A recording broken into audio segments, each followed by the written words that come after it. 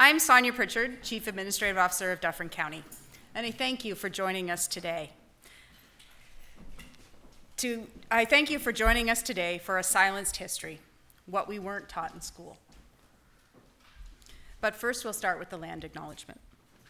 We would like to begin by respectfully acknowledging that Dufferin County resides within the traditional territory and ancestral lands of the Tianantari, Arawandran, Haudenosaunee, and Anishinaabe peoples. We also acknowledge that various municipalities within the County of Dufferin reside within the treaty lands named under the Haldimand Deed of 1784 and two of the Williams Treaties of 1818. Treaty 18, the Nottawasaga Purchase, and Treaty 19, the Adjutants Treaty. These traditional territories upon which we live and learn are steeped in rich Indigenous history and traditions. It is with this statement that we declare to honor and respect the past and present connection of Indigenous peoples with this land, its waterways, and resources.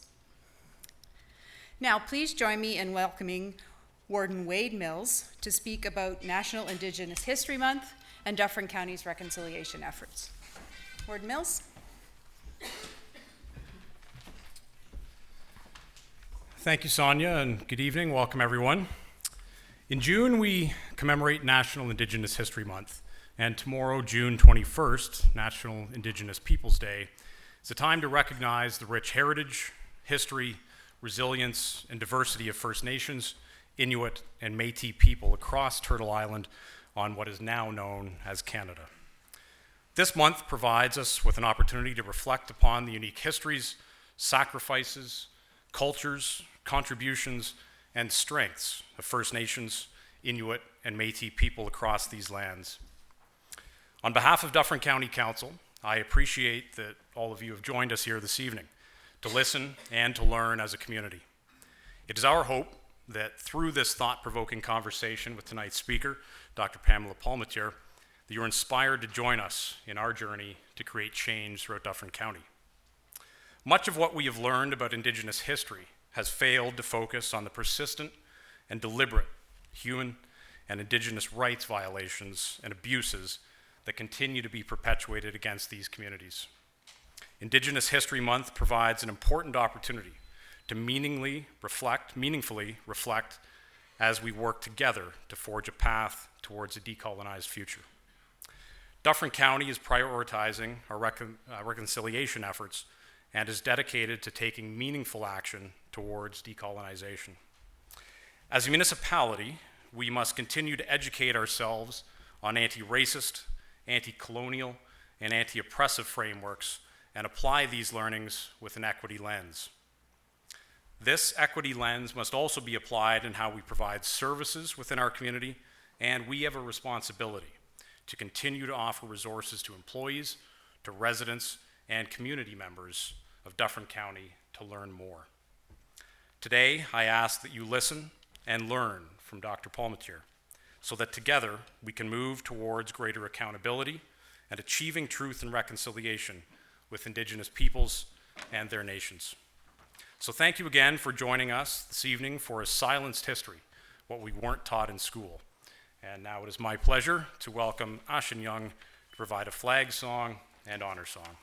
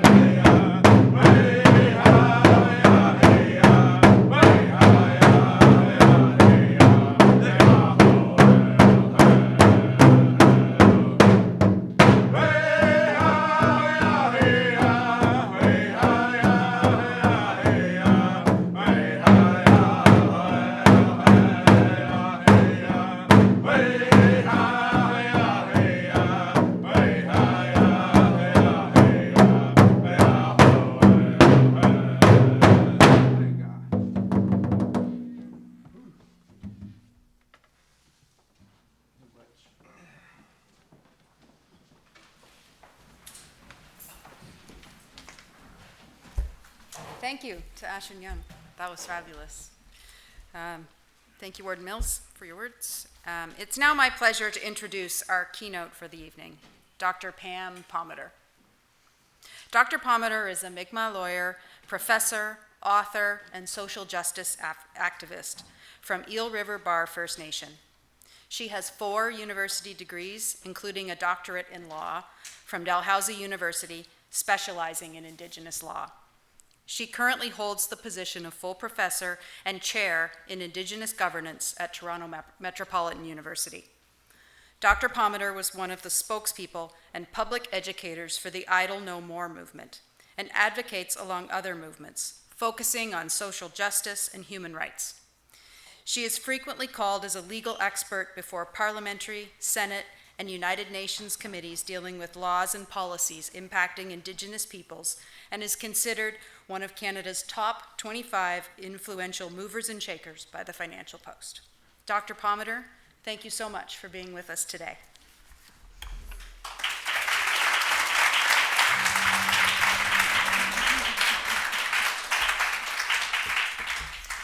Thank you all for having me, and thank you for the drum group. Like, this is literally what you do when you invite an Indigenous person to speak to a town or a city or a municipality. You ground it in culture, and so that we don't feel so alone. It's basically like having home here. So thank you for doing that. That means an awful lot.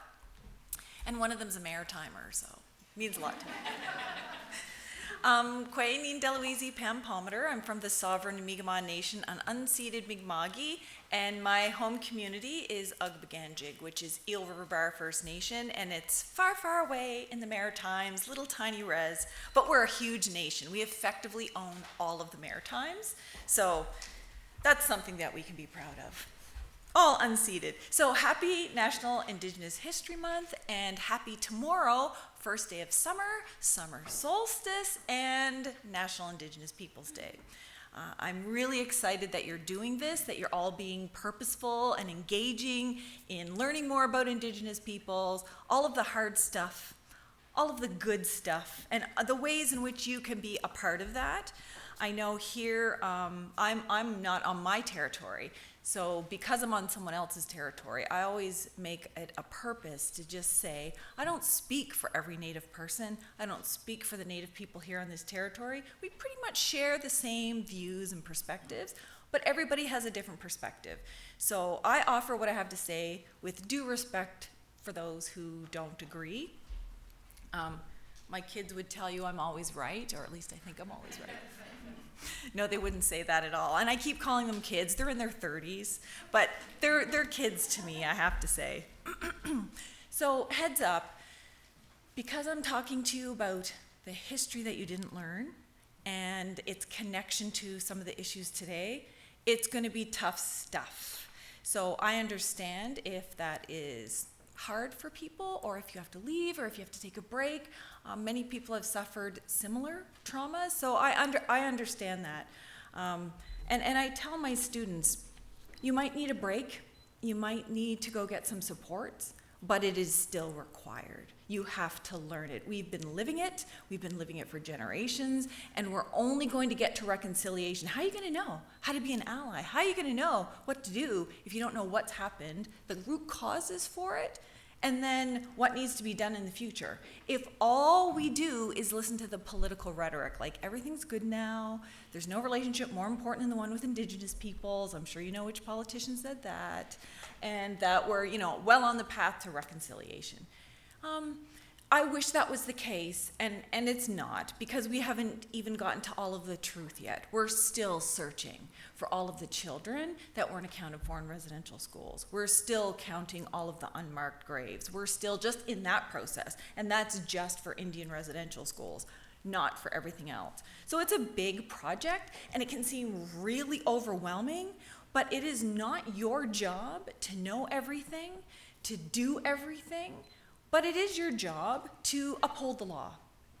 And I know we talk about decolonization, and we talk about reconciliation, and all of these things, treaty rights, Aboriginal rights, all of this other stuff, but it all boils down to this: human rights.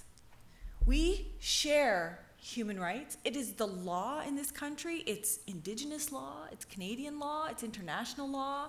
We don't have a choice. So it's not even up for debate. The law in this country is that we respect people's human rights. Part of human rights are Indigenous rights. They're the same thing. And in fact, Indigenous peoples and Canadians share 90% of the same rights and protections under the law. We have Indigenous specific rights because we're nations and we have nation-to-nation agreements, but ultimately, we share most of these rights. The core difference, though, is that they are recognized and protected for Canadians in a way that's never been recognized and protected for Native people, and continues not to be recognized and protected. And I'll give you some examples of that, but it's important to understand that. How we move forward is not complicated. Tell your politicians and service providers and agencies and institutions and communities to simply follow the law. It's not a matter of whether or not you're a treaty right expert. You don't have to be. I don't know every treaty that's ever been signed. There's a lot of them, especially if you think about North America. Similarly, we don't require that everybody agree about Indigenous issues. That's not the issue. The issue is human rights, and are we respecting, protecting, and upholding just basic human rights? And keep in mind, human rights in Canada, minimum threshold.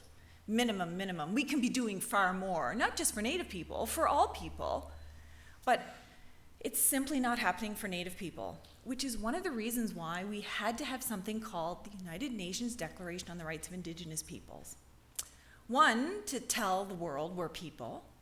Two, to remind the world again that we have human rights and that we have all human rights.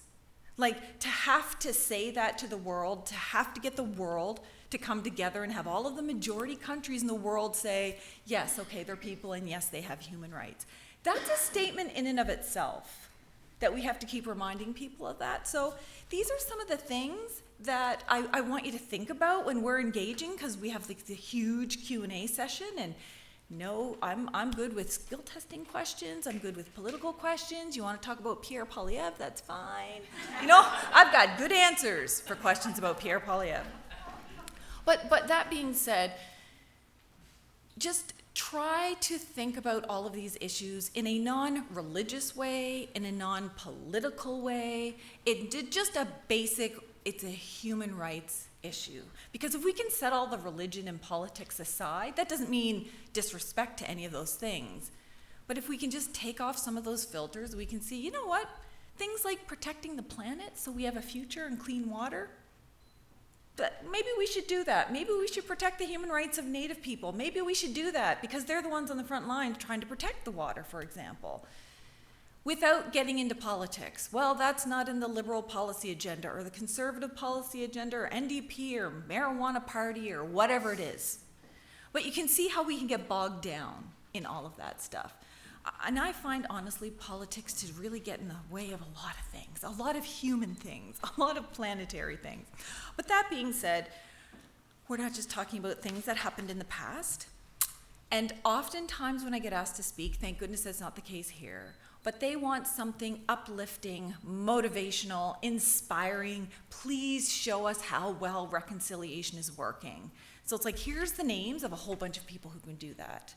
Because if I came here and sugarcoated things or left out the hard stuff or just said, yeah, we're well on our way, everything's great, I would be doing a disservice to my brothers over there, but to all Indigenous peoples. It's kind of like when people say they see me in the media sometimes and they're like, why are you always angry? It's like, well, if your cousin or your mother or sister or aunt was missing and then found murdered and no one investigated it because they didn't think that that person was worthy enough, you'd be angry too. Now, what if I reported that in the media as though it was the weather? Like in the news today, my sister went missing and it's going to be sunny for the rest of the week. What message we're normalizing it, so it just becomes a news item. It's just something you see on Twitter. You might retweet it, you might not. You might hear someone say something about it in the media, and then that's it, and you move on to something else. Maybe there's an economic development project, there's a pipeline, maybe there's a mine, who knows what it is. But it's been so normalized that Canada's been found guilty of genocide. Like Canada, legally and factually, not my political rhetoric, they've been found guilty of genocide, historic and ongoing. Where is the emergency national crisis action plan with federal, provincial, territorial, municipal, First Nation governments, Inuit governments, the Métis Nation? Where is the national emergency plan that there would be if it was in another country? Because here's the thing about state perpetrators of genocide, they often don't admit it. Our country did. Our prime minister said, yes, I accept those findings. And in other news, so it's been normalized. Okay, now you might not even agree it was genocide. Okay, some people just don't know the law of genocide, but it's in other news. Murdered and missing, and in other news. Unmarked burial grounds, and in other news. And that makes it really difficult for people like me and other Native people to actually engage in a conversation where the expectation is happy and motivating and uplifting, when that's not the case. And I'm really trying to bring you down to where we are. That's not a very comfortable feeling. And what's worse is when we know we're implicated in it. And so are our brothers and sisters and aunts and uncles, because bad things happen in state institutions. We don't want to think that. We want to think, well, I know that person. They're really, really nice. They're the head of the soccer team. And they forget that people can be two things. You can be the head of the soccer team. You can go to church every week. You can deliver meals to old people. And you can traffic Native women. I mean, how many times? It's an old cliche, right? Like serial killers. But he was just the nicest guy. No one ever would have known. So we just have to remember that the people we love and know and work with, they can be two people, they can be three people, they can be four people. And that includes people whose job it is to protect us, or take care of us, or counsel us, or support us. And so that's really hard. But I understand if it's too hard. I see a few kids, so I don't get into the grisly details, but it is going to be a little bit difficult. That being said, if you don't know that stuff, you will have no context from which to understand what's happening now. And you could potentially fall into that group that says, why don't Native people just like pick up their socks? Why don't they just do what we did? I had a hard time. I lived on a farm and I was poor and I picked up my socks and look at me. Look at me, I did it. Seeing everything from your experience, your abilities, your perspectives, your supports, all of that stuff. And that's not to say things haven't happened to other people. Things have happened, but not in the very targeted, genocidal way that it has here in this country. Native women and girls are still being forcibly sterilized. Not any other group in this country, but Native women and girls. That's something that happened 100 years ago. So when people say, why don't you just get over it and move on with reconciliation? I say, yes. As soon as you stop doing all of these things, we can start getting over it. But it's pretty hard if what you did to me, you're doing to my son, and now you're doing to my grandson, and so on and so forth. That's the issue. And then add multiple overlapping traumas that have happened. And I don't say trauma in the cheesy way that some people get offended. It's like, oh, everything's a trauma. No, I'm talking about really horrific things. I'm talking about genocide. So to understand that history is the most important part about understanding what's happening now for the purposes of what do we do about it. I got asked a question yesterday when I was speaking by someone who said, well, when have we heard enough history and can just move on to reconciliation, the kind of, get over it kind of thing? And I was like, okay, well, what history do you know? Do you know about Indian residential schools? Like, what do you know about that? What do you know about murdered and missing? What do you know about forced sterilizations? What do you know about scalping bounties? Oh, I never heard about that. Then you know what? We need to keep teaching history. And here's the thing. Like in every country, it's the state's purpose to educate their citizens. You never stop learning history. From K to 12, all through university, you constantly learn history. Sometimes you learn the same things over and over and over again, but it's still history. We have to remember history, but no one wants to remember Native history. No one wants to learn Native history. No one wants to remember Native history, and certainly no one wants to be held accountable for Native history. And when I say no one, know that most of the time I'm talking about the feds or the province or the government officials or people in power, corporate entities even, the people in power. That's why it's so important. Never stop learning your history. Never stop listening to the same people talk about the same issue, because I have yet to hear a Native person speak that I haven't learned something from. Right? We're like all different nations. We've had all different experiences. And in the Maritimes, we've had some of the worst experiences, because it took longer to go out west. But we kind of got the onslaught of it. And also remember that it's hard to look at homeless people on the street. It's hard to look at all of the things that are happening. It's hard to read the news. And so people sometimes turn away from that. When suffering is hard, I don't want to see wars. I don't want to see people, hear about people being tortured. I don't want to hear about people suffering. But it's my obligation as a human being, not just to Native people, but to everybody. What can I do about that? Maybe more people should hear about that. It doesn't make it very exciting, but you would be surprised just how exciting it is if you're on the other side of it and you're part of making a change. Like one of the best things that ever happened to Canada was Idle No More, because 95% of the people that were marching in the streets and doing round dances and having teach-ins were Canadians. They came out by the tens of thousands to support Native people. I could have asked any one of them, what do you know about the treaties? How many Aboriginal rights are in Section 35? What's the definition of Indian under the Indian Act? And none of them would have known, but it didn't matter because they were standing beside us to say enough is enough. And sometimes that's all you need to know. We're never advocating anything bad. You'll never hear, I've never heard in my lifetime, except for, jokes, of people saying anything that would even remotely be violent or threatening or anything that would pose a danger to Canadians. Yet, we are labeled in military policy books, the RCMP watch groups, CSIS terrorist lists, as insurgents, militant, radical, and we pose a threat. That means that we have to be watched all the time, who we're talking to, sorry guys, what we're doing. And that message has just gone out directly from governments, but also indirectly in the sense that it's normalized. What do you see in the media, right? When do the media come in droves?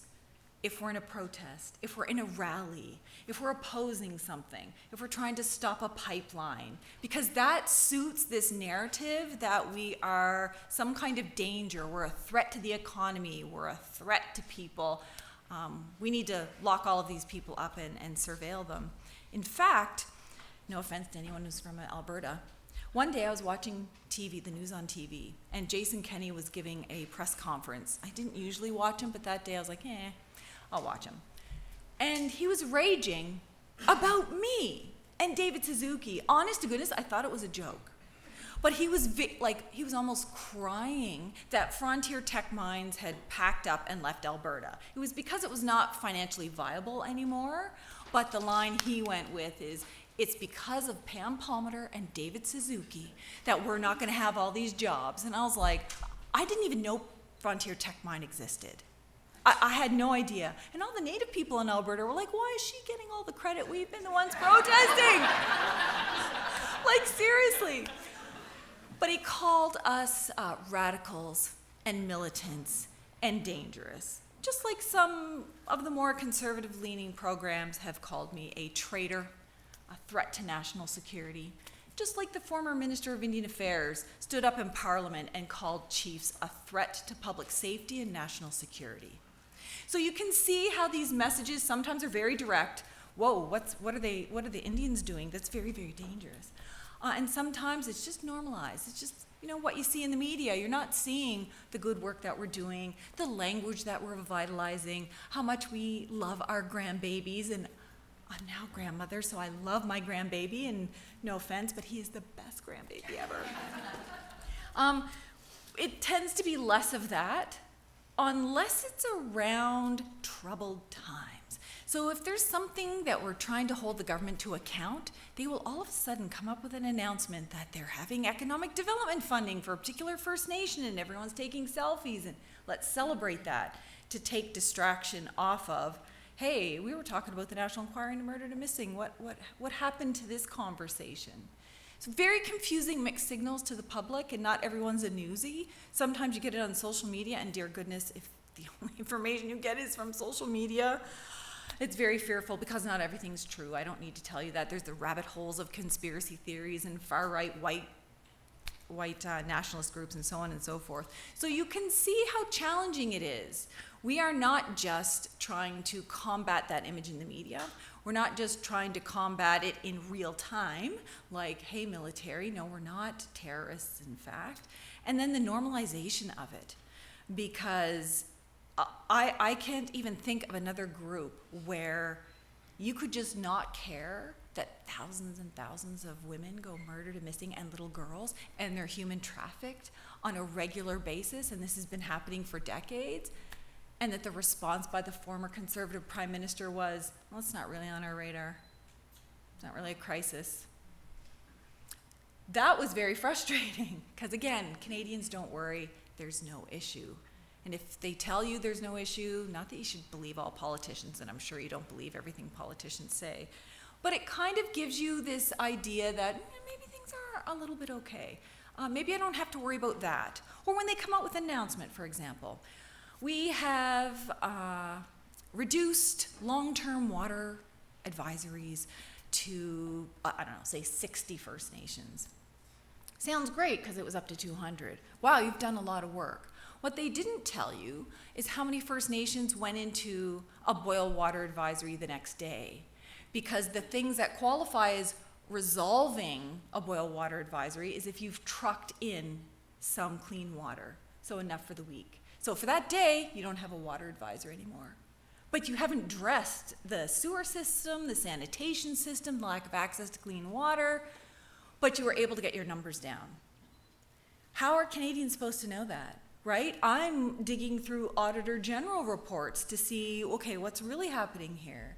And not a lot of people do that. You would also find out that there are far more short-term water advisories on reserves than long-term. But if you add up the number of short-term water advisories in one First Nation, they're far longer than what qualifies as a long-term water advisory. So if they only report on long-term, they're not reporting on all the short-terms, which are the same lengths as long-terms, and then they're not reporting on all the First Nations that don't have access to water at all. So if it's not a running system, like you don't actually have water infrastructure, you don't get counted at all. So that lets them not have to do it. And then there's certain regions where they want to count their own, and so then they're not included in the math. How on earth can I expect everyone in this room to know that unless you were literally listening to me every night say, that's not true, here's the real statistic, that's not true, or you were listening to all the Auditor General reports, because she used to call it like it was. And the current Auditor General is pretty good too. But they know, for the most part, Canadians aren't going to do that. And for the most part, how many Canadians have read every page of the Truth and Reconciliation Report, which is thousands and thousands of pages long? Probably not a lot. And I don't expect that everybody would read it page to page. I know some people say that that's reconciliation. It's great if you do that because you learn more, but in the lived reality of everyone's jobs and family and community and things they have going on, probably not, because then there's the National Inquiry into Murder to Missing Indigenous Women and Girls, and there's the Royal Commission on Aboriginal Peoples, and there's Ipperwash Inquiry, and there's Aboriginal Manitoba Justice Inquiry, and so on and so on and so on. So it's so overwhelming that it's really hard to know where to even start. So sometimes people just don't. And I just want to say, like, few of these things are going to be hard, but you can always make a contribution.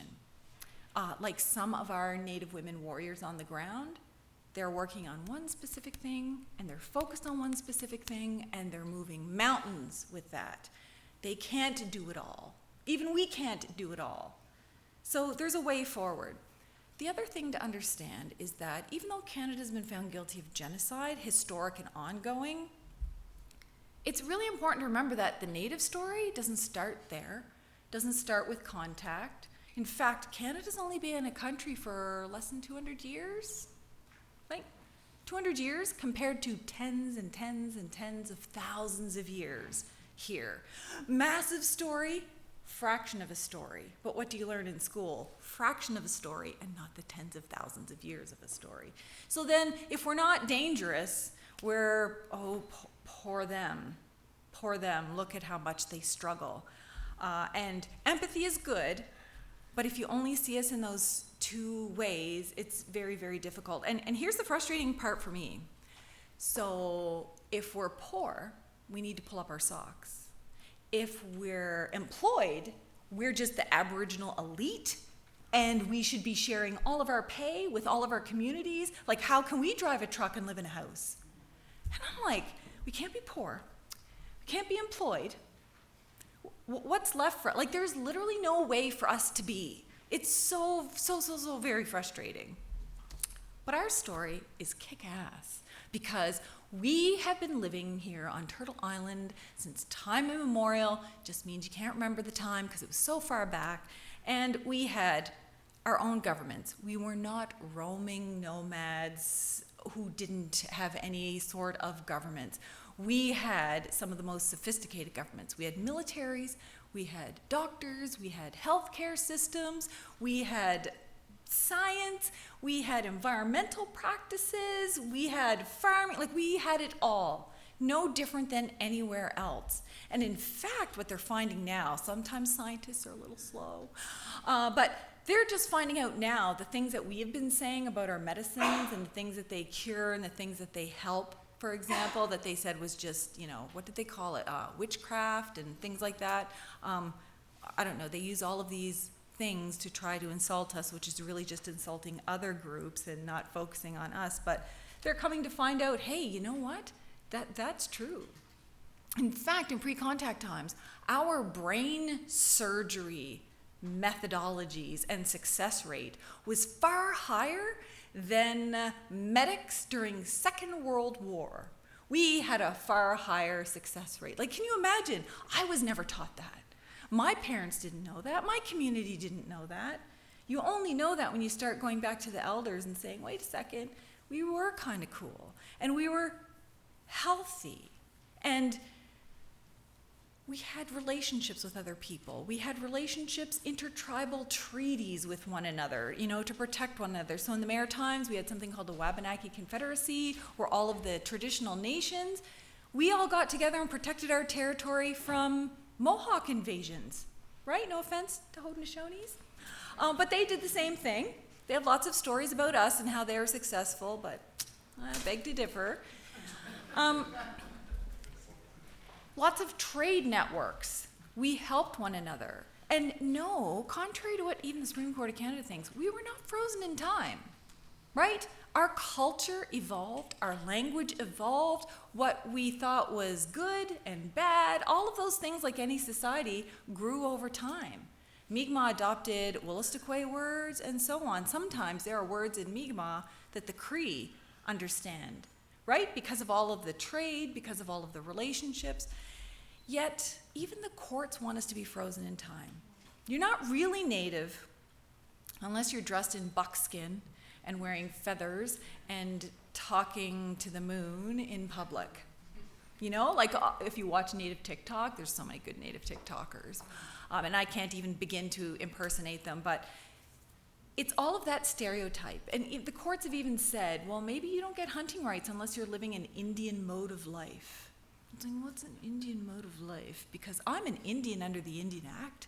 I'm a member of my Indian band, which is another word for reserve. What's an Indian mode of life? Well, the evidence that's required is, have you gone to a powwow? Take lots of pictures, guys. Take lots of pictures. Get a picture of you standing with the chief. Take a picture of any baskets that you can make, any beadwork. I'm out of luck. I can't hunt, I can't fish, I can't bead or do baskets. I have 8 sisters for that purpose. I was the nerd of the family. But when you think about it, that's kind of racist and kind of stereotypical, right? Imagine if we put that on everybody else. Like, I tried to think for a long time, okay, what are some European racist ideologies I could, like, everyone has to wear a white wig. Everyone has to wear those like tie-up girder belts or garter belts. I don't even know what they're called. Like you think about, okay, what was 500 years ago? And then that's going to be your standard and you can't ever change. Good grief. Good grief. It's so racist, but it's normalized. It's even taught. It was so frustrating in school when my kids were learning that every Native person knows how to make a dream catcher. Well, dream catchers are not for every nation, for example, or every Native person says Miigwech. No, Mi'kmaq people don't say Miigwech, we say Walalan. And so on and so forth. Sometimes even the intention is really good because you want to expose kids to things. But it's this kind of racist ideology. And the other thing that was Europeans kind of messed up a little bit was the view of women. So don't let anyone ever tell you that women were only in the realm of life-giving, because that's an incredible purpose, and we love that purpose, and with all of our hearts, we want to be good life-givers. But we were kick-ass warriors. So depending on what nation you were in, you held a different spot. Some of them were the leaders. Some of them were the war party. Some of them were the hunting party leaders. And women stepped up when men couldn't, for example. So if men were out fighting a war somewhere else, women were there to back things up, and vice versa.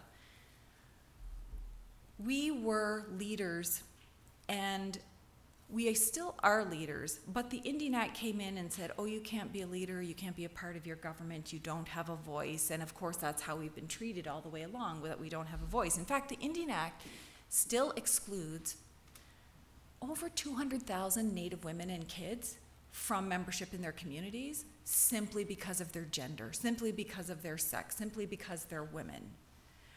And that's in a country that has equality rights in the charter. And that's a country who has been shouting, women's equality for a long time. Yeah, for some, not for everybody. And that little seed that I'm planting there, how Native women were warriors, if you watched or paid attention to Idle No More, you would have seen that. It was primarily led by Native women. We were going around before you could even see stuff in the media, doing teach-ins in our communities, trying to reach out to other communities saying, here's what's happening in this legislation and these policies. Here's how it's bad for us. Here's how it's bad for Canadians. We need to start organizing. And you saw it was Canada's longest lasting, biggest social justice movement the country's ever seen. It got international attention. There was no corporate structure. There was no board of directors. No one was voted in, no one was voted out. There wasn't one line. Imagine the media, how much they scrambled around saying, okay, who's the spokesperson? To pick anybody. But wait, no, who's the one organizing this? Who's the one, like, who's elected?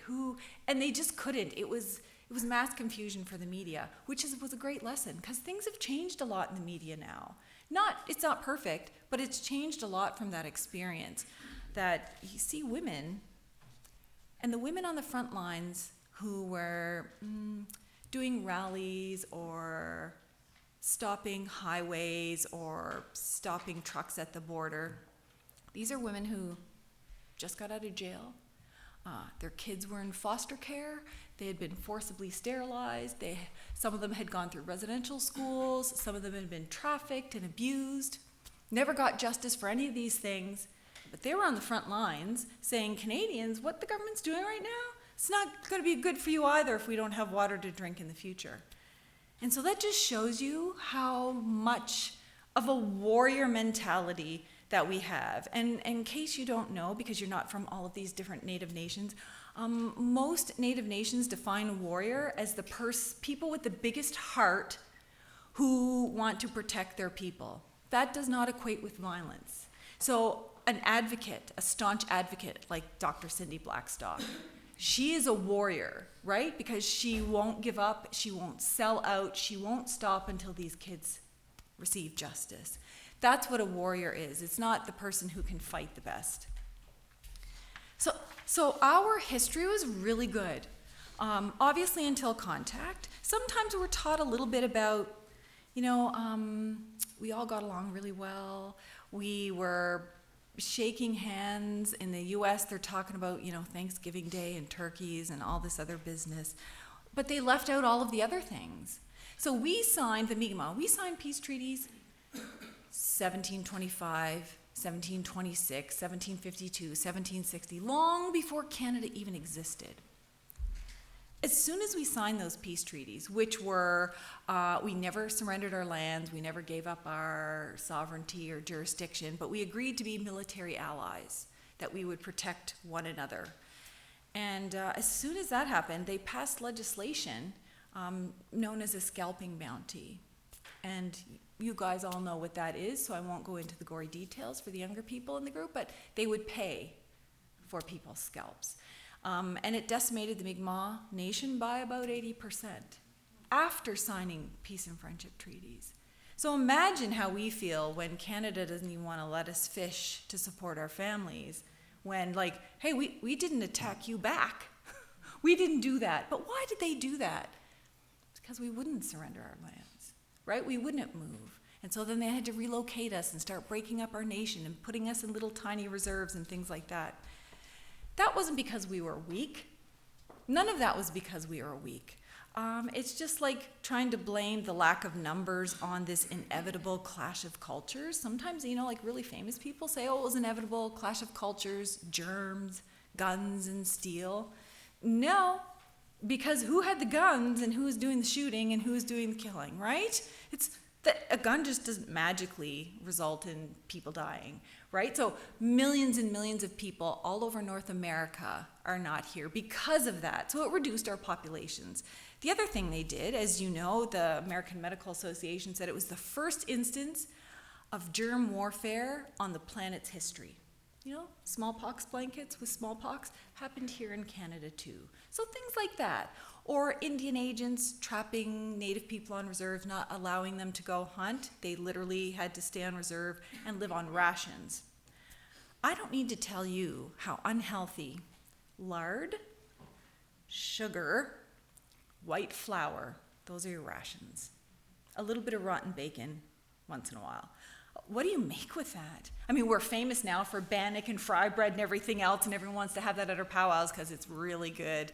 Not healthy. Imagine living on that for generation after generation after generation. You're going to have intergenerational illnesses, not because we're deficient. It has nothing to do with our culture, but we had no choice. Like the RCMP literally enforced that. There was no law around that. Credit to the lawyer for the RCMP who said, you know what, Canada and Indian agents, this violates the treaties and this isn't lawful. You have no law. You can't just enforce a law that doesn't exist.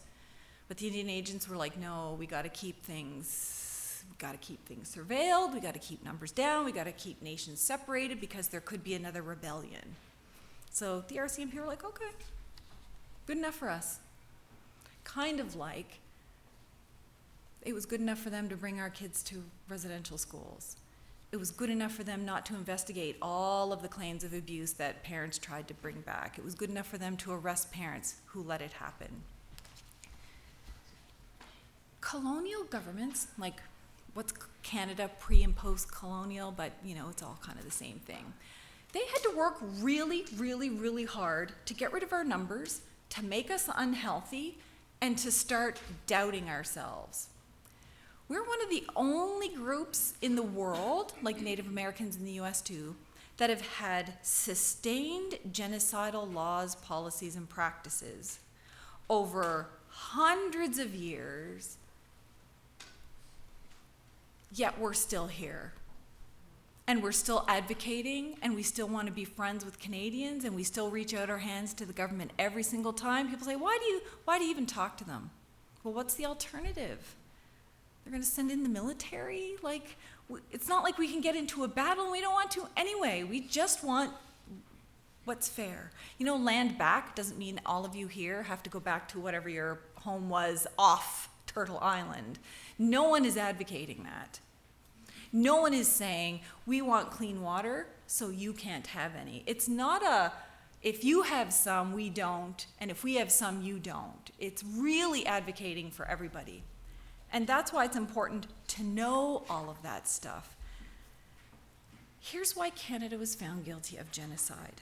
For people who don't study genocide law, and it's really grisly to study genocide law, you need only be guilty, and I say only respectfully, of one of 5 ways to commit genocide. Holocaust is one of many genocides that have happened, but it is not the standard.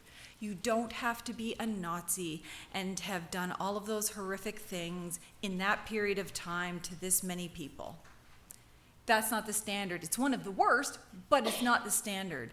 And when people realize that genocide happens in one of 5 ways, you kill members of a targeted group. You intentionally want to destroy them, all of them or some of them. So I often get that, well, you're still here, aren't you? Yes. And so are other people from other groups who have suffered genocide. We're still here. That doesn't mean the genocide didn't happen. That's kind of an erasure, mansplaining thing, but that would be insulting to really good men. So a person splaining thing.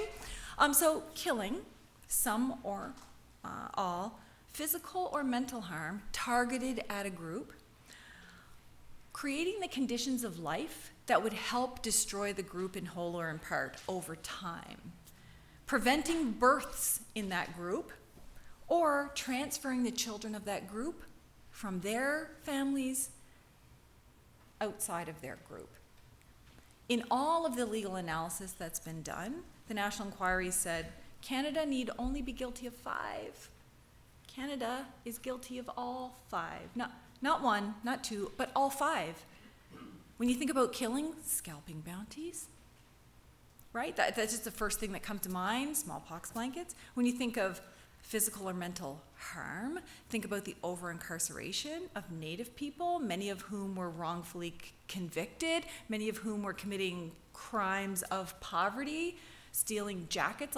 I do a lot of work in Manitoba, and you see guys in the provincial jail who literally stole a chocolate bar but can't get a court date for a while. So now they're just sitting in a provincial jail, and of course things happen, and if you get into a fight or defend yourself, oh wait, now you've racked up a charge, and then another charge, and so on and so forth. That's not to say everyone's innocent, but it is to say the over-incarceration of Native people, that's a bad thing. The prevention of births, there are 3 class actions right now because doctors, supported by nurses and social workers across this country, continue to forcibly sterilize Native women and girls without their consent, with coerced consent, or without their knowledge. So there used to be litigation. There used to be class action a long time ago about this, and everyone thought it was all done. It's not all done. And here's the worst part of coercion. Sometimes doctors will call in a police officer, and you've got a social worker, and you've got nurses. Mom has just had a baby, and this happens a lot in Manitoba. Mom has just had a baby. They don't want mom to have a 6th baby. So they're like, you either agree to be sterilized and sign this form, or we're putting all 5 of your kids in foster care. Now, if the kids were supposed to be in foster care because they were being so neglected or abused, they would have been. So what's at play there? That's just pure racism and control over the population. So mom does it. That's not consent. In Canadian law, just in case you don't know, undue duress vitiates consent, which means there is no consent. So a guy can't walk up to me and say, sign this contract to give up your house with a gun pointed to my head. I might sign it, but it's null and void. So these things are happening on a regular basis. But it's normalized, and how often do people hear about it? And for many of the people who are a part of it, it's very traumatizing to talk about, right? Not everyone's a public speaker, not everyone's a lawyer, not everyone's wants to engage in the media about very intimate, personal, painful details. So you don't always hear about it, or not from the people that we should be hearing about it. And we all know the transfer of children. We have more kids in foster care today than during the residential school period. So when people say get over it, it's okay, stop doing it. Stop stealing our children. Statistically, Native families are far less likely to seriously abuse or sexually abuse their children than Canadian families. That's just the facts. That's not rhetoric, that's the facts. Why are we taking them? Right? And it all comes down to what I teach my students this in the very beginning. What is Canada's objective? Well, you have to understand Indian policy. So early days Indian policy, it was to get rid of Indians and acquire all of their lands and resources and trading routes. They only ever had 2 methods to do that. Elimination, so resulting in their deaths, or assimilation, forced assimilation. That still continues. The National Inquiry looked at all of the government documents and said, even though they're using nice words, they're doing the same thing. We didn't think you could take care of your kids then in residential schools. We still don't think you can take care of your kids, and that's why we're taking them. But then you have to step back. Why are we being institutionalized? Why are we being put in mental health institutions? Why are we being incarcerated? Why are some youth correction centers 100% Indigenous children, no other children? Why are we being stuffed into jails? Why have we been trapped on reserves? Why do we lose our rights if we leave the reserve? Why? It's because Indian policy is still at place. And they use different words. So in the old days, they would say, we got to get rid of these Indians, eliminate. But over time, even Canadians found that a little bit offensive. So then it was assimilate. But forced assimilation is also a crime internationally and everywhere else. So they couldn't use assimilation anymore. Then it became, we just want to integrate you. I'm telling you, semantics dudes, these things are meaning the same thing. You might present it in a different way to the Canadian population, and now it's social inclusion. diversity, equity, and inclusion. That's why we say, please do not apply that to us. Please don't apply that to us. That's not what we're working towards. We're working towards this nation-to-nation relationship. We're at a bare minimum, recognize and protect our human rights, and we're going to be good going forward. Like, that alone would be good going forward. So all of that, but even that's not, I wouldn't want you to walk away from this saying, oh, this is really awful, because it really is awful, and that be the end of it. Just like in history we were kick-ass warriors, we still are. Idle No More brought the world's attention. Canada lost its seat on the UN Security Council, and they haven't stopped crying since. They tried to get it back, but the National Inquiry said, Canada, you're committing genocide. We advocated to all of the other countries around the world, do not vote for Canada. They are a state perpetrator of genocide. They're not ending the genocide. How could they be on the UN Security Council? UN, you will lose all credibility. And they were like, yeah, you know what? We're not going to vote for them. And so there's different ways in which Canada can be impacted by not acting. But here's the thing. Pretend Idle No More didn't happen. There are people who are kicking ass and taking names right now. Dr. Cindy Blackstock is just one of them. She made it her sole mission to advocate for First Nation kids in care and the families that are impacted. She was doing that long before anyone even knew her name. She was meeting with the federal government, she was meeting with provincial governments, she was trying to get them to come to the table in a good way. You need to stop discriminating against First Nation kids in foster care. They get 75% less, and you know from your own internal documents that leads to disproportionate apprehensions, child apprehensions. In fact, most of her case at the Canadian Human Rights Tribunal was all documents from the feds. Access to information, it can be a lifesaver. She didn't even have to make any of it up. It's all just right there. And she just kept going, and Canada kept trying to stop that case at every turn. That's why it took so long, well over 10 years for the tribunal, which is usually a less complicated process, a less expensive process. And they won every time. And then Canada was not compliant with the order to stop discriminating. So it got another non-compliance order, and another, and another, and another. And people are like, Cindy, why don't you just give up? Tell that to this little girl right here, who what she needs is a breathing tube, and Indian Affairs won't fund it. And the province says, Indians, that's federal jurisdiction. We're not paying for that breathing tube. So what is the option? We fundraise, and we fundraise so that we could get the breathing tube for the little girl in the meantime. So when we were saying, send all your donations to the First Nation Child and Family Caring Society, that's where it was going. And here's what I love about Cindy. She baked cookies, and she took kids to court. The whole Be a Witness campaign? Right? Warriors all act in different ways. We went to the United Nations, and she had kids traipsing along with her, saying, these kids know what's fair and what's not fair, how shameful that adults don't.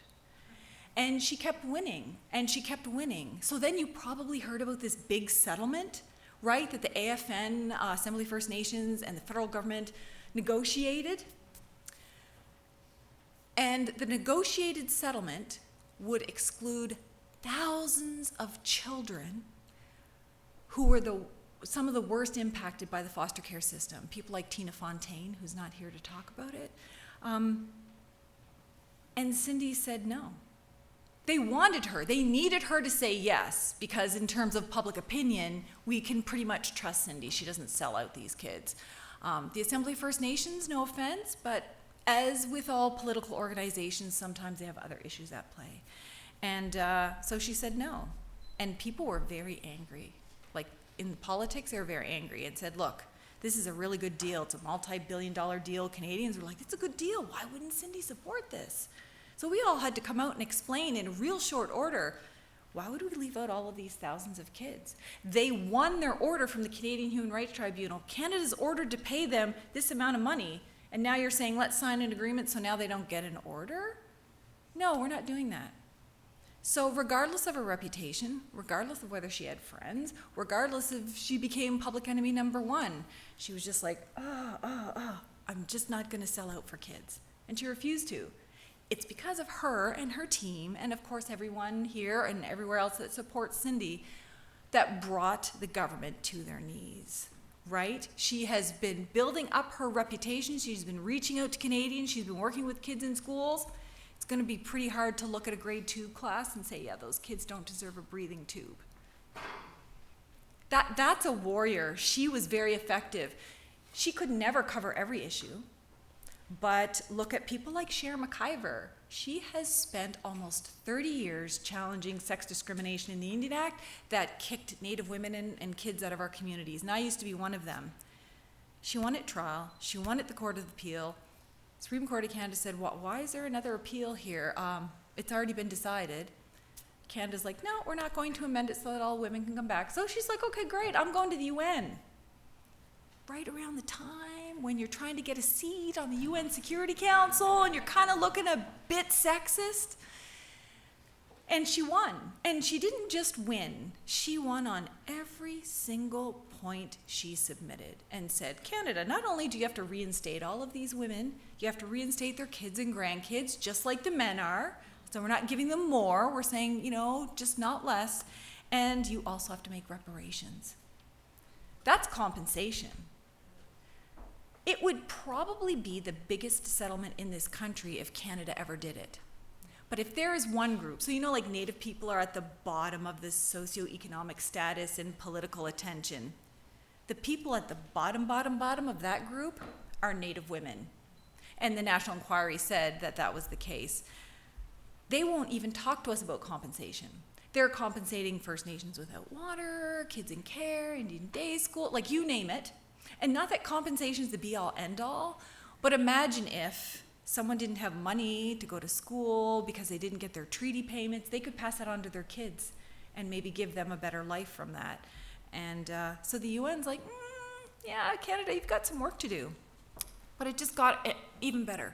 Think about people like Kanahus Manuel. She's often portrayed as someone who's rough and angry and a rogue, and she doesn't represent her people. That's usual political divide and conquer stuff. She was able to get the United Nations Committee for the Elimination of Racial Discrimination to have an emergency meeting and consider all of the RCMP who had just authorized lethal overwatch so they can shoot to kill unarmed protesters who refused to leave from their territory that they have Aboriginal title to, and they were just living there. They weren't doing it. They weren't blocking a road. Like no other people are around. It's in the woods. Yet they send like hundreds of RCMP officers in what looks like fatigues, and like they have snipers. And I don't know if you saw the video, but there's a guy with an axe chopping into their cabin. I mean, it was The Shining. It legit was The Shining. People think she's rough, so they ignore her, or they assume, okay, the media must be right. But the UN sided with her and said, yeah, that's wrong. You can't authorize lethal overwatch on any of your people in Canada. Why would you do that to Native people? Ordered the RCMP out, ordered the weapons out, and ordered Canada to protect them. She did that in the face of sometimes her own people saying, what are you doing? You're just causing trouble. You're making us look bad. Why don't you just, forget about it? It's people like this who just never give up, and they're singularly focused. And I'm not saying you have to be singularly focused, but when you think about what one person who's not elected, they're not a part of a board of directors or an organization, they're not CEOs, and they're not asking. They're not asking for millions of dollars. They're not asking for seats in the Senate or anything else. They're just saying, hey, stay away from our land and our water. Think of the power individuals have, because I hate the cliche that, one person can make a difference in crabs and oceans and things like that. I don't even know what the story is. But it's actually true for Native people. Now imagine if we supported her with research funds and legal funds and communications and website development and sharing all of her content. That's how it gets done. What's the difference between Cindy and Kanahus? Nothing.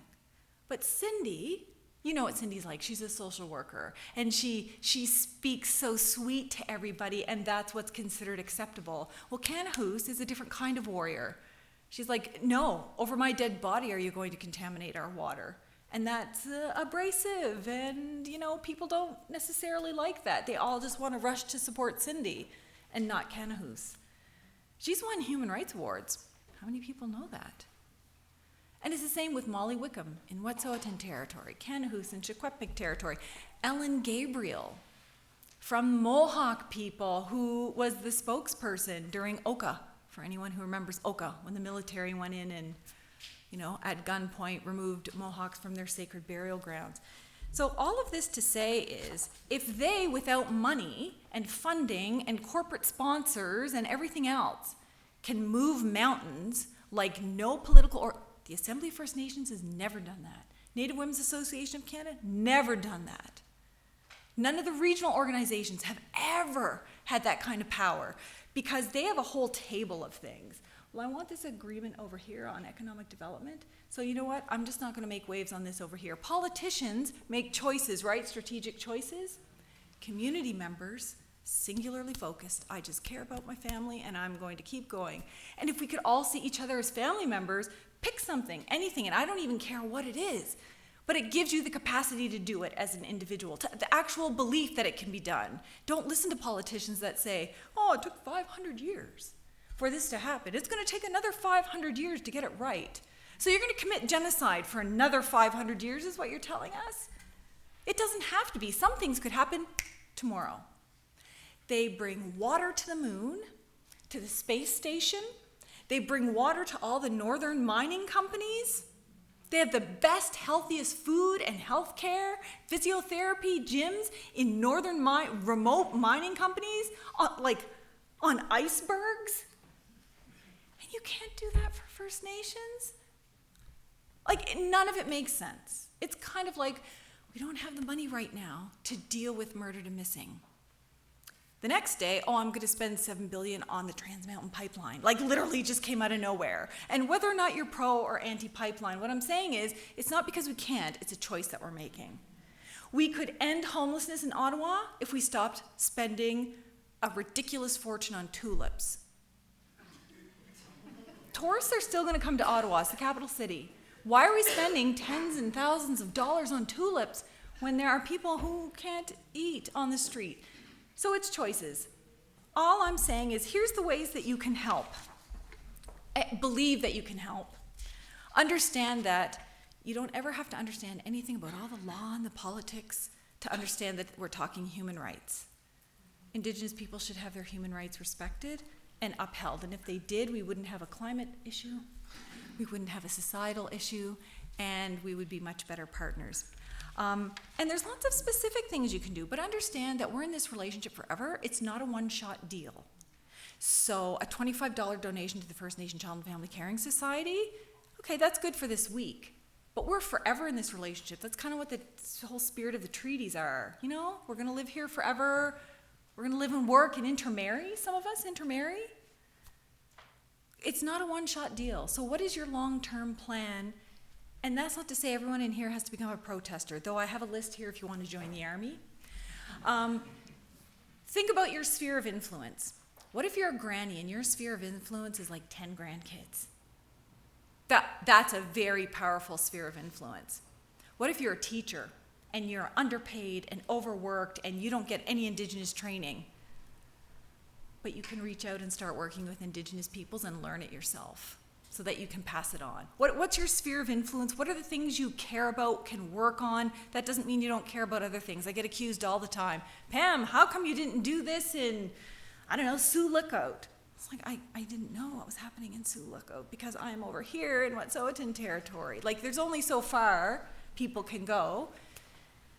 Don't take on the world, take on one thing, and then make that your mission and keep going. And the easiest thing to do is share. Comment, retweet, trigger the algorithm. And for anyone, that might sound nerdy, but by doing all of those things to Native people who are advocates and lawyers and educators out there speaking, it triggers the algorithm to say, hey, people are liking this, we're going to send it out to more people who are not subscribed. And then they're going to send it out to more people. So it increases our reach because public education is shameful in this country, obviously. And we can't wait for everyone to learn it. Not everyone's going to go to school. not everyone is going to do it. So if you can do that, those kinds of things, obviously donations help, but forcing your MPs and your MPPs and anyone in power to make that a condition of your support for anything, and I'm not a person that believes elections solve things, but it can do harm reduction. So voting for someone because they're better than that person doesn't change any, like for Native people, we can tell you how many prime ministers we've been through, hasn't changed a whole lot. But it is damage control, harm reduction. It can keep the worst option out. Two guesses who would be the worst option right now. And have these conversations. And where you do have a sphere of influence, like the people here at Dufferin County, they said, you know what, we're going to do this. We're going to offer this for the community. We are going to make sure that we pay people for their labor. We're going to make sure that we're doing it in a good way, grounded in culture, and this is going to be our part right now. If that was the only thing they ever did, I'd be very heartbroken. You know, it's like checkboxing. So think about that. You could be a teacher, you could be a police officer who takes a second look and says, you know what, maybe I should talk to this Native woman just another time, because if she keeps saying her husband's abusive and she can't leave him, it always gets worse, right? Maybe I should take another look and not say, oh, but she always calls us. It's so annoying. I hate going to her house. Not all police officers do that. And more people are becoming aware of how you can prevent harm from people wherever it comes.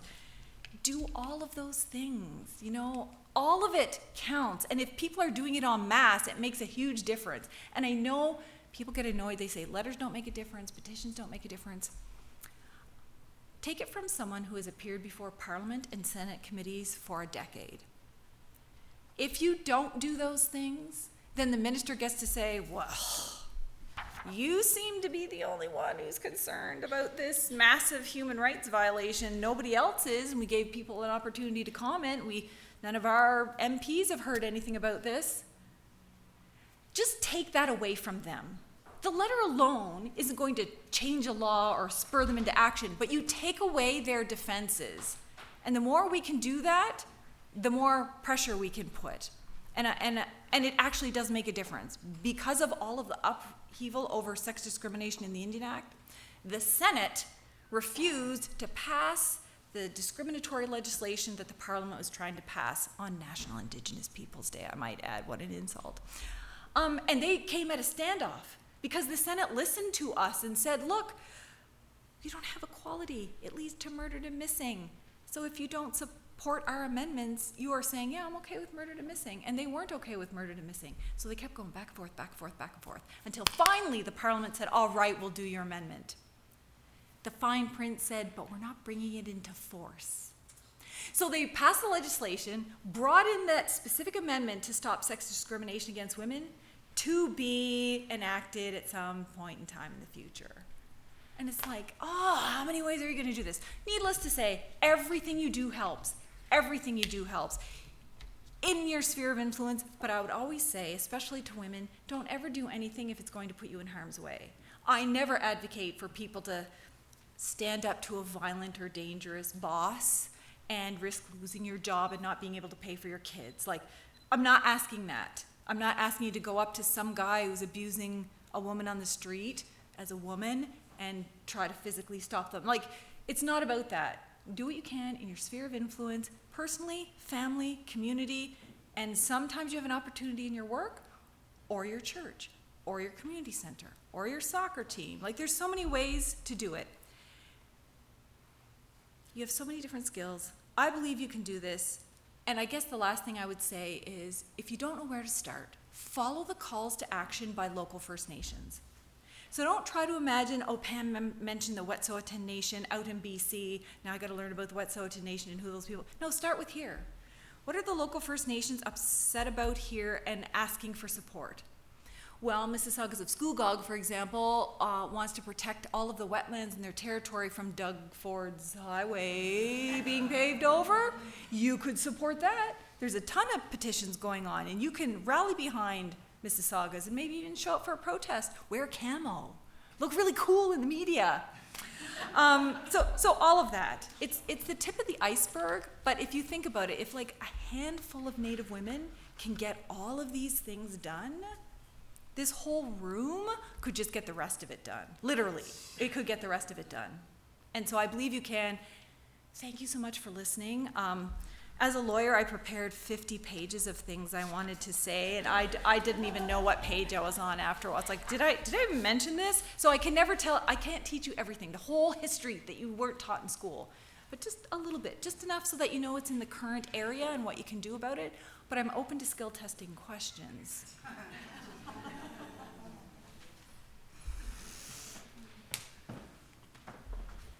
So I'm not sure who has the traveling, is there a traveling mic? Yes, the powwow guys. Hogging the mic. So yeah, in case you have any questions.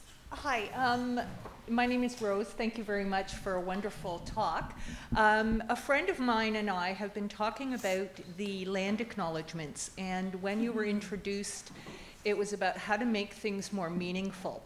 And in this area and in her church, they've been doing it regularly. And I guess we were both talking about it and going, how much is that now?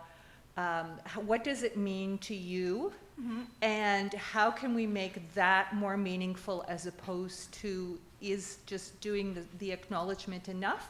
Or how can we now move on to make that more meaningful? Okay, so reconciliation is symbolic and it's substantive. So a former prime minister called us threats to national security. Not really good about Native people. The next prime minister said there's no relationship more important than the ones with Indigenous peoples. Now, is that just political rhetoric? Maybe, but it's 1,000 times better than we're threats to national security. So I'll take the change in political rhetoric because some Canadians are going to listen.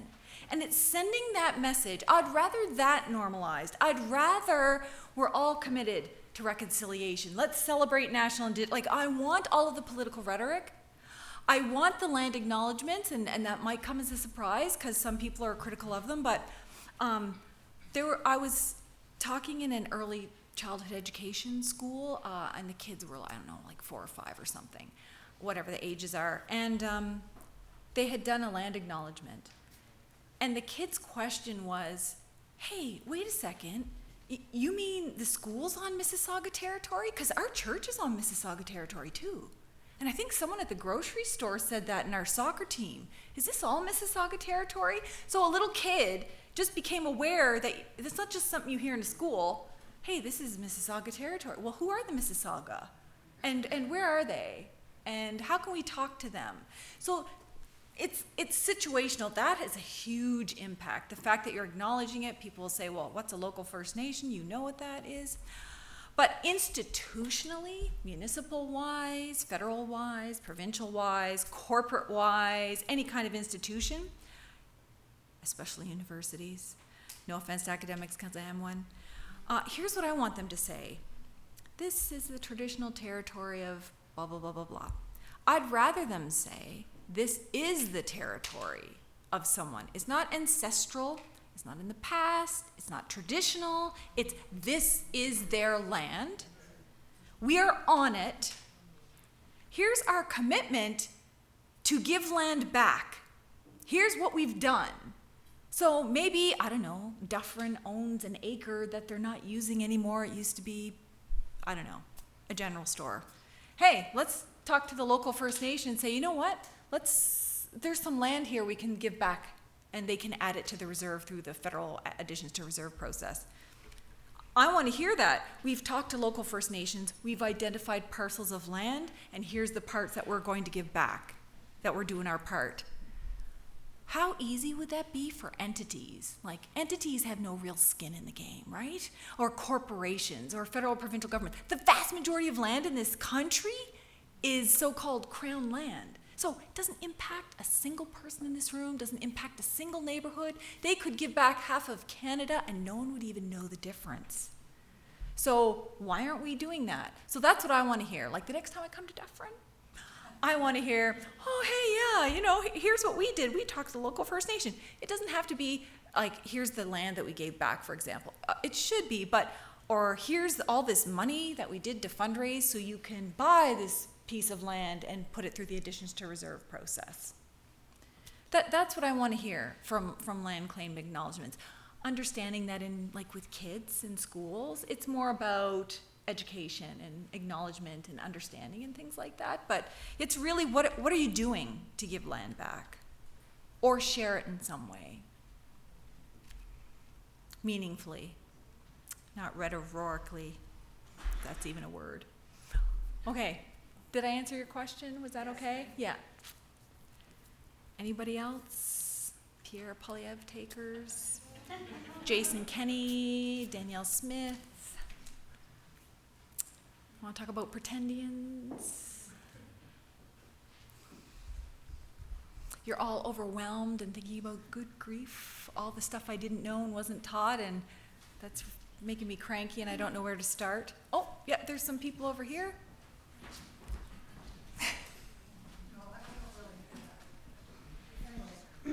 So I'm past the childbearing age here, but I do have grandchildren, and they're in the school system now. Is the Upper Grand District School Board incorporating any Indigenous studies? I know they do on Vancouver Island. They teach them the different languages and how to, respect the culture and everything. Is the same, are we paying any attention in the schools? And I don't know, because Yes. I'm beyond. Yes, and it's hit and miss. Even within a province or even within one region or school district, it's hit and miss. Unfortunately, some educators are very cranky about having to even talk about it, and they pass that on to their students. Not everybody in society has good intentions, but even within the province, think about what was happening. We were developing curriculum that was going to change the K-12 education curriculum in the province. And what did Doug Ford do? Oh, we're going to scrap that program, right? And how many teachers are going to be able to or will take up the call to say, I gotta start teaching this stuff, right? So then all of these school districts are inviting me saying, what do we do? What do we do? I don't know anything about the culture. I don't want to be disrespectful. It's like, don't teach culture. Please do not teach ceremony, spirituality, or culture. But talk about who we are and whose land it is and what we can do and how to solve injustices. That's what kids can be a part of, because if Cindy Blackstock's little 4 and 5-year-old kids can make a difference, well, then there isn't an age group that can. No one wants you to teach our culture, good grief. But that's the misunderstanding. And I understand if I was asked to teach someone else's religion, I'd be like, oh, jeepers. Or if I went to Australia, what do I know about the Australian Indigenous peoples there? Who would I be to do that? I'm not teaching culture, but I could learn about the history and learn about the injustices. And there's books like A for Activist. Like little tiny books that, like, what is an activist? What does it mean? What are human rights? Did you know kids have human rights? Wouldn't it be unfair if some other kid didn't have human rights? Like, there's just so much we can do. So hit and miss, and some of it is still very stereotypical or racist, like the whole, let's go to art class and build a dream catcher.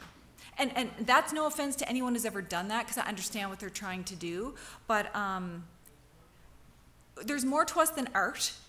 There's more to us than history. We should also be in science and politics and social studies and geography and math and the environment and astronomy, like all of those things.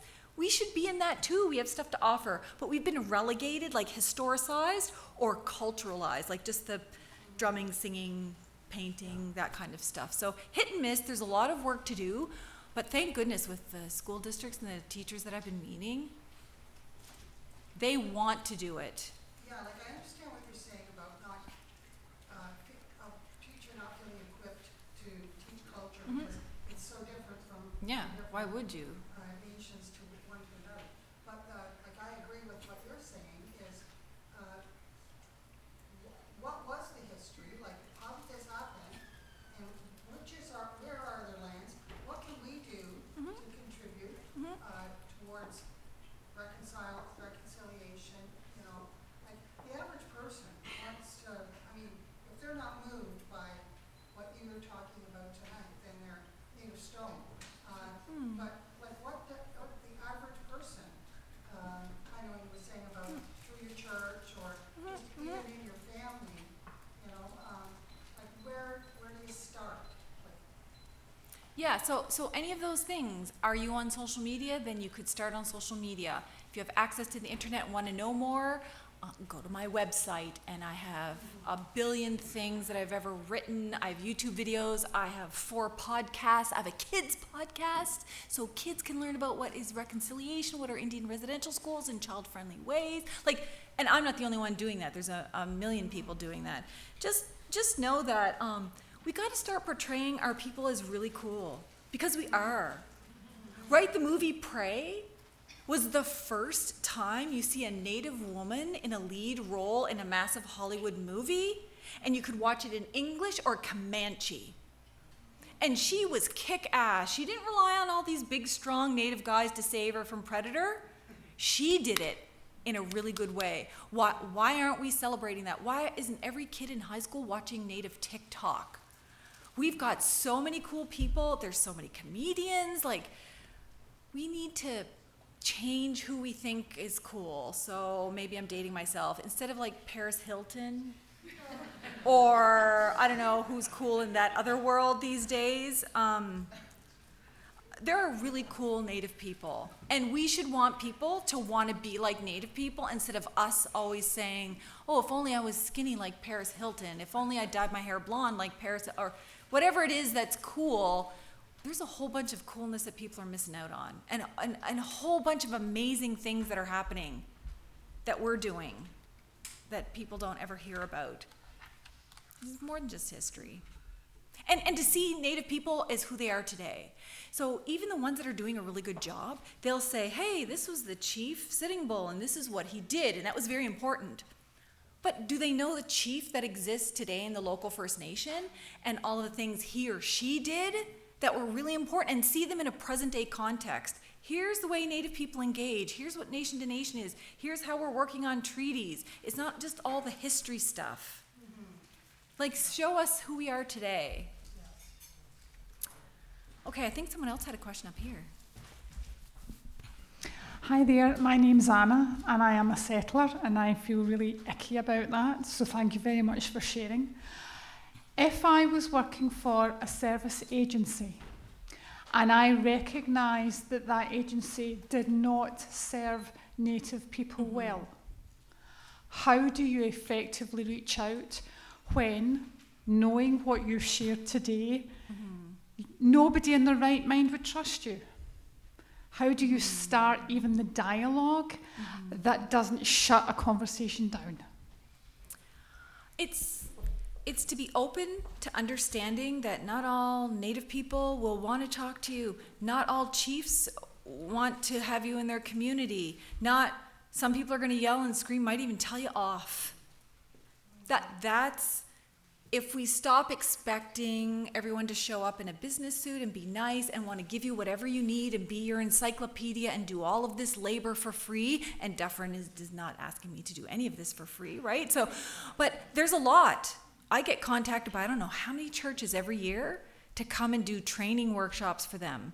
They won't even pay my gas to get there. So, like, don't exploit Native people. And I know that's not what you're talking about, but just be open to all of the reactions. And for some people, it's going to be a no. I don't want to talk to you. I'm not ready. I don't trust you. I don't have to trust you. And so then you think, okay, well, I need to do it in a different way. What is my other sphere of influence? Okay, if this direct one isn't working, what else? What else? Sometimes it's in your job. Maybe you're a manager, maybe you're a supervisor, maybe you're a policy analyst, maybe you're recommending policy. Maybe people need witnesses at a human rights tribunal about things that have happened that you might have seen that you could do confidentially. Like, there's just so many things. But find this safe spot for you and respect the people that say, go away, I don't want to talk to you, because that's trauma.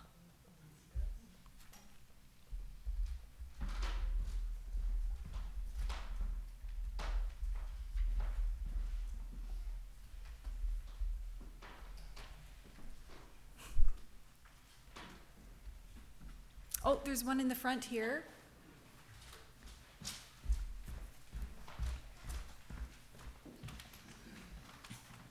Hi, I'm just a resident here in Dufferin, and will be attending the Aboriginal Peoples' Day celebrations in Alexander Park in Orangeville. I love participating in the culture as an invited guest to come into a circle dance or something, and share crafts and things. I don't know what to expect, but could you give us some advice or recommendations on how to participate respectfully? I know one thing. I tried to take a photograph of a smudging ceremony and was taken aside and told nicely that this was not appropriate. And I think, a lot of us just don't know what's appropriate. And that's fair. So it's always going to be on a case-by-case basis. So the rules at Six Nations for their massive powwow is different than the rules at a non-competition powwow that's like traditional ceremony. In a lot of powwows, you can't bring your dogs, right? Because that would be offensive. You can't take pictures when it's an honor song. You can't do it when it's a specific ceremony. But most powwows, there's an MC that's telling you this, right? Never just reach out and touch people's hair and clothes and say how much you love that stuff. Basically, personal space. Like, you wouldn't want someone doing that to you, right? Like, oh, look, a visitor. It's kind of icky. So it's just basically err on the side of caution. And I don't mean like worry every day about offending people, because I'm not trying to tell you that either. We're going to make mistakes and be comfortable in mistakes. Learn from them, right? You won't do the smudging photos again, right? Exactly. But you didn't know. But now that you know that there could be protocols and rules, find a way. Most powwows, for example, will post what the protocol is online, so you know. No dogs, no drugs and alcohol, whatever they are. And sometimes they don't have them. Sometimes it'll just be on the fly with the powwow MC. Or maybe if this is not a powwow, but it's an Indigenous Day thing, listen to what the instructions are at the beginning. I know it's annoying when people are doing all the introductory talks and all that other stuff, especially politicians. But there's some important rules in there, and if they make any calls to action, be something good to take home. Because sometimes powwows are like, our land defenders are in trouble, we need money for legal defense. They'll do a blanket dance. So sometimes it's to help a family whose family member's in cancer, and they'll do a blanket dance. It's specifically to donate money on the spot, or they'll give you information about other things. So just be intentional about trying to find out what the rules are. Most people are going to be pretty understanding. I've only ever seen people get angry with like the touchy-feely stuff, like they want to touch your hair and your braids, or feathers. Like some of them, like eagle feathers, are sacred. You can't really go up and touch people's bustles and things like that. Oh, some people will let you, so just ask. Always ask and think, would I want someone touching me in my hairdo? Probably not. Oh, there's a question way at the back. Oh, back over here. I don't want to monopolize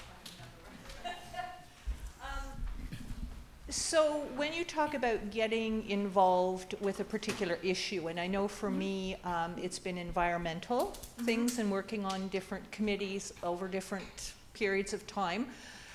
How would you find out about that? You mentioned the call to action about the highway, but how do you find out about other issues and where those are being, where the needs are and what the needs are? Is there like some way to find that? Button. Some way to Google that? Something central, something? Yes. So start local. If you're local, for, like where I am, in the Greater Toronto Area, my local First Nation is Mississaugas of Scugog. I follow them on Twitter. I follow them on Facebook. I follow them on LinkedIn. I follow them on social media. So if you're into social media, this is really easy. So I will see a Twitter, sign this petition, urgent. They're going to try to contaminate into their wetlands. Great. And always follow their lead, never tell them what they should be doing. So in the past, environmentalists and conservationists had a lot of judgy, telling people what they should be doing and not doing. Don't do that. Follow their call to action, and don't inundate people. So don't 100 people contact Mississaugas of Scugog tomorrow, the chief will be really upset, and say, what can I do to help you? You find out. Like, do some research, see what they're asking for, and then do that, because that would just overwhelm us and we don't have enough people or staff or funding. We'd love to, right? A ton of students say, oh, can we mentor and can we do all this? Like, we'd love to, but we're already overwhelmed. So yeah, mostly online. Unless you have developed already personal relationships, then you can ask a friend. Just be careful about making friends encyclopedias. Unless they want to be.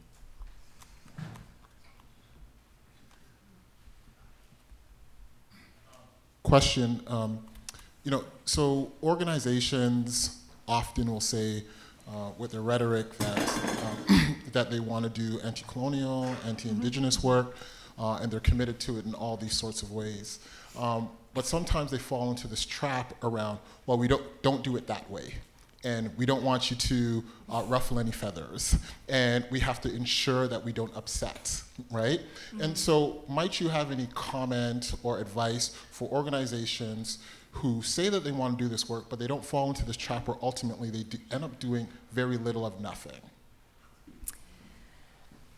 There's a lot in that question.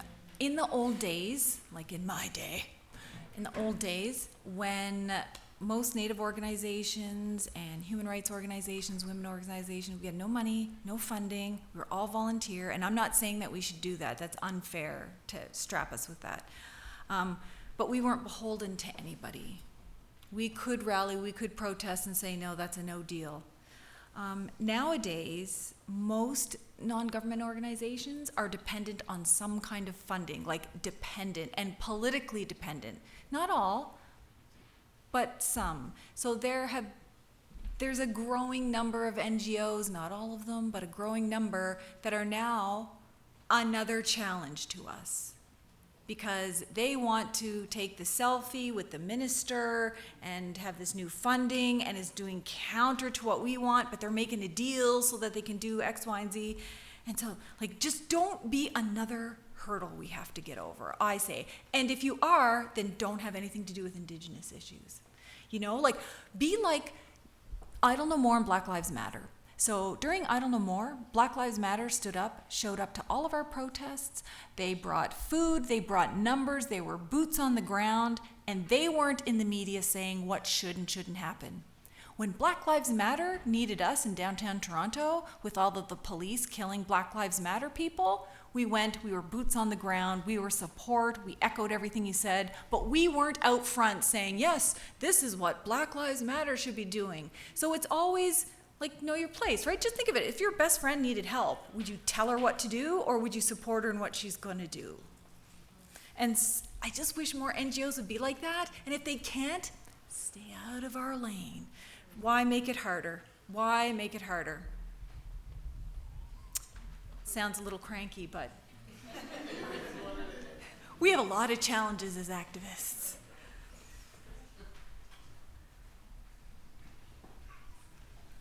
Anyone want to hear more drumming? I do. Thank you all very much. I really appreciate it.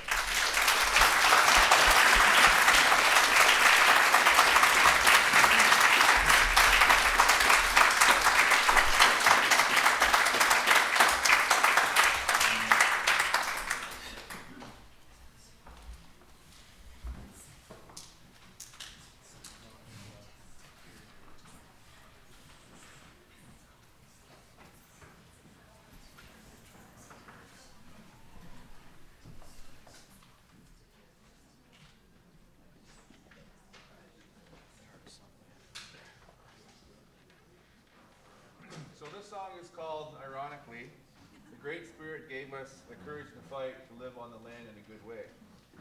And we got these words from an elder in Sagamore First Nation.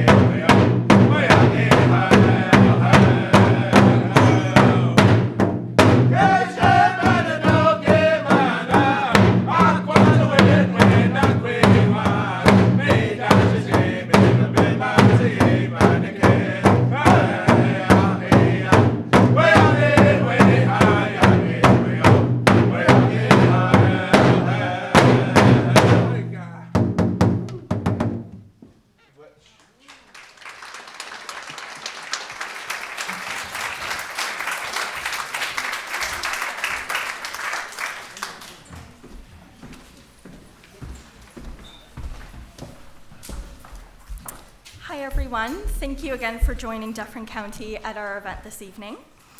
Thank you for your questions and for attending, and for Dr. Palmater for leading this very important conversation for us.